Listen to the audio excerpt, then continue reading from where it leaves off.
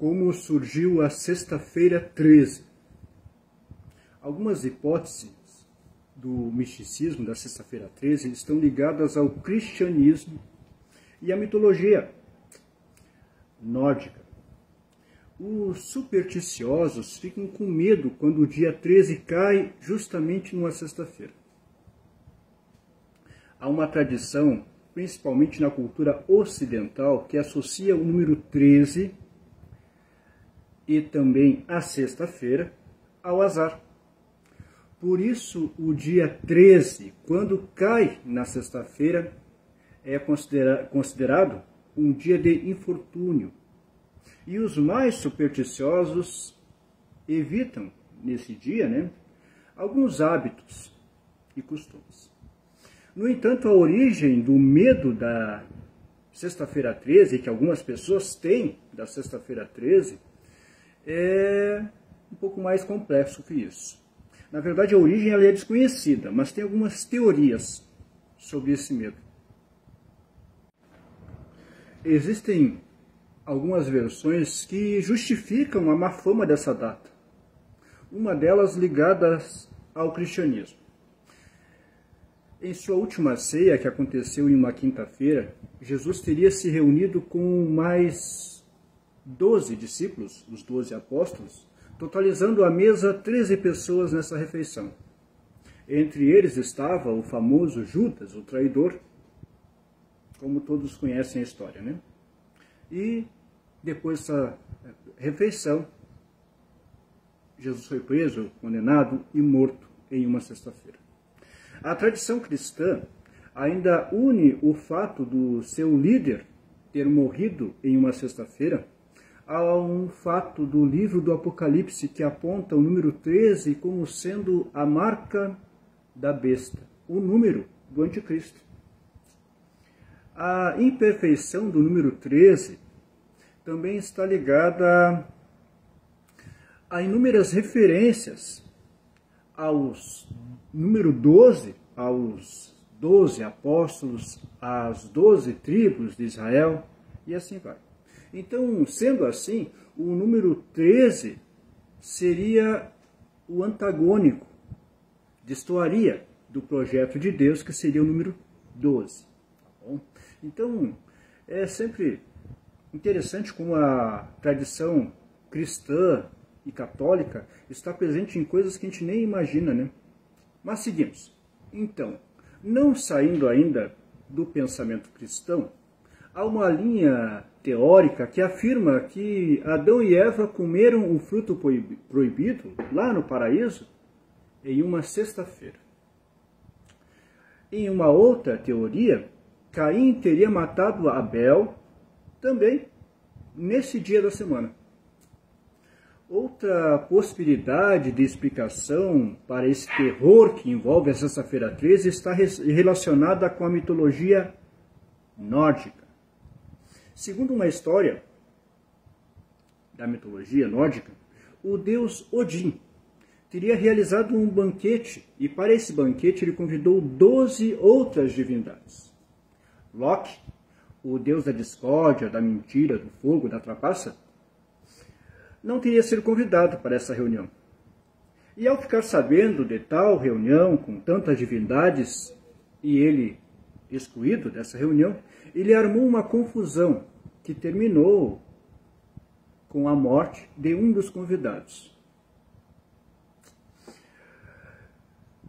Disso surgiu uma superstição que se propaga até hoje, que diz que o encontro de 13 pessoas para qualquer coisa sempre acaba em tragédia, associando mais uma vez o número 13 a incômodo, confusão, morte, dor, perda, sofrimento, tragédia. Seguindo ainda na mitologia nórdica,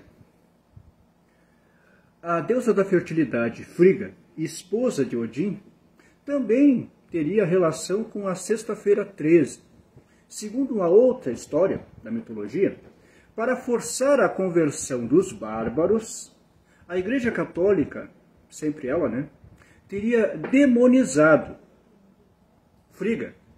E segundo a lenda, ela, Frigga, o próprio demônio e outras 11 bruxas, totalizando 13 pessoas, né, sairiam toda sexta-feira 13 rogando pragas e feitiços contra a humanidade.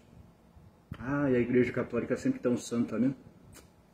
A origem da sexta-feira 13 também tem uma explicação histórica. Mais especificamente na monarquia francesa. De acordo com a história, o rei Felipe IV sentiu seu poder ameaçado pela influência exercida por quem? A Igreja Católica. A Igreja Católica ganhou muita força dentro do seu país na época e ele se sentiu ameaçado. Na tentativa de contornar a situação, ele tentou se filiar à prestigiada ordem religiosa dos Cavaleiros Templários.